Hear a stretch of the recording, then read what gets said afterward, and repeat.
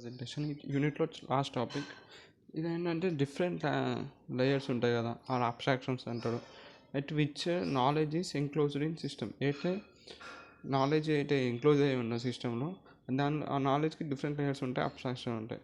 ఒక ఫ్రమ్ లో level sensor data నుంచి హై లెవెల్ కాన్సెప్షన్ మోడల్స్ వరకు.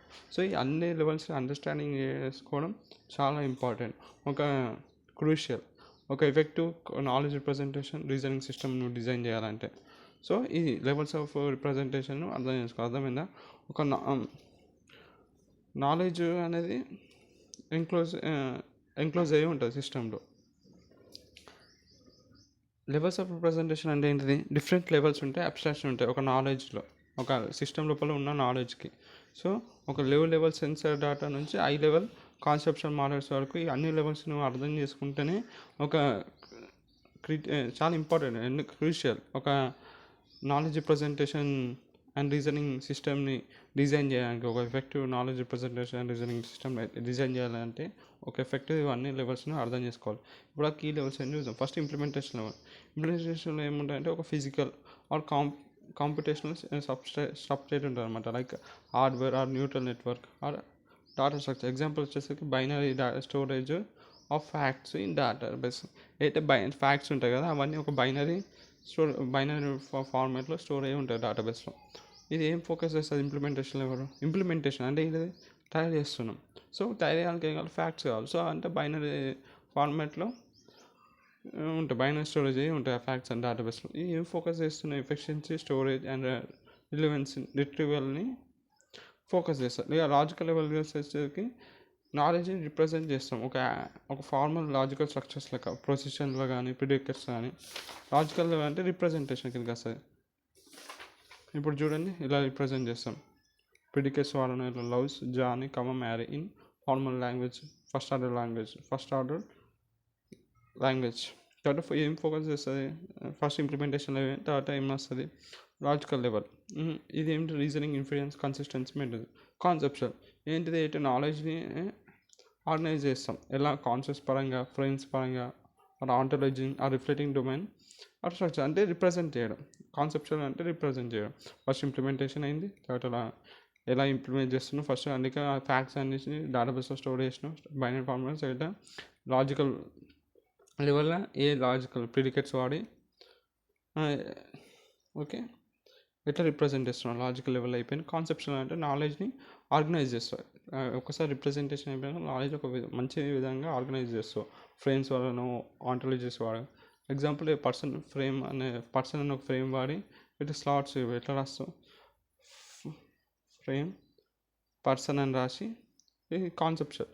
తర్వాత స్లాట్, ఏజ్, స్లాట్, నేము ఇట్లా రాస్తావు. ఓకే, ఇట్లా కాన్సెప్చువల్ అంటే ఇలా ఫ్రేమ్స్ వాడి ఆర్గనైజ్ చేస్తున్నారు ఆ నాలెడ్జ్ని.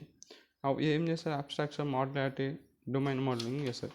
ఇంకా ఎపిస్టిమోలాజికల్ లెవెల్ ఏం చేస్తారు అంటే టైప్స్ ఆఫ్ నాలెడ్జ్ని, ఇంకా దాని రిలేషన్షిప్స్ని, like declarative and procedure and electrical. అన్ని టైప్స్ అన్నిటిని దాని రిలేషన్షిప్స్ని ఈ లెవెల్లో ఉంటాయంట. ఇప్పుడు rules for diagnosis disease versus procedures for treatment. Rules ఏంటి ఒక డయాగ్నోసిస్ డిజీజ్కి, ఇంకా ప్రొసీజర్స్ ఏంటి? ఏం ఫోకస్ చేస్తుంది? Knowledge types and adequacy for reasoning ఎంతో పడుతుంది. ఇంకా ఆంటాలజీ లెవెల్లో ఇది high level model of the reality అన్నమాట. ఇది ఏమి డిఫైన్ చేస్తాయి? ఎంటిటీస్ రిలేషన్షిప్ని, కాన్స్టెంట్స్ని డిఫైన్ చేస్తాయి.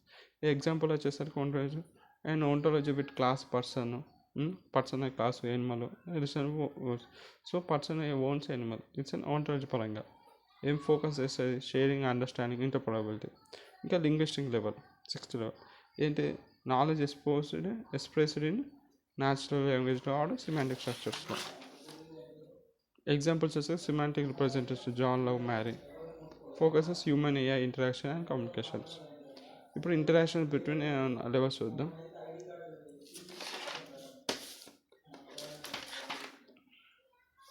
ఇంటరాక్షన్ బిట్వీన్ లెవెల్స్ వచ్చేసరికి bottom up, low level data sensor inputs అనమాట, ఆర్ అబ్స్ట్రాక్టెడ్ ఇంటూ ఏదైతే లో లెవెల్ డేటా ఉంటే ఇవన్నీ abstracted into high level representation concepts.